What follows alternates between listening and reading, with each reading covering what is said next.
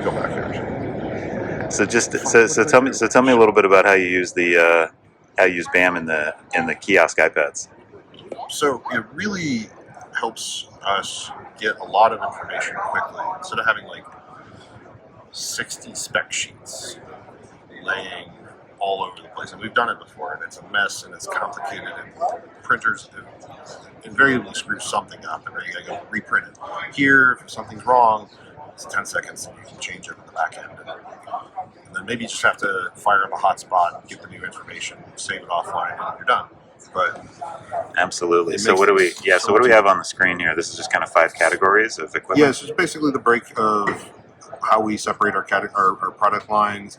From our special systems, the bare equipment, our job plants, our screening plants, which we've started to grow, and then a lot of our portable impactor plants, which there's like 20 within all these categories. From this like tiny little baby of a plant. Yep. It's still massive. To this is what I do upside down. Up to our biggest plant, which is 30 feet tall. Fully assembled. And that's the one right behind us? Correct. Super cool. And everything in between.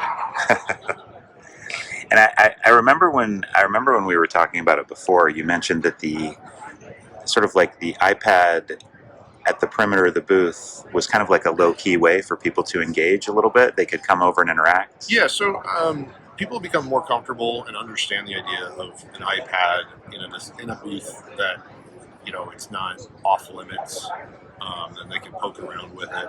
And obviously you're going to make the basic precautions of put it in some sort of encasement so they can't actually walk off with the iPad. For sure. But people aren't afraid of technology for the most part. Obviously, this industry is definitely a lagging industry in the technology side of things. But as younger people get in here and other people become more comfortable with it, the idea of coming up and just poking around on an iPad is relatively intuitive. Yeah.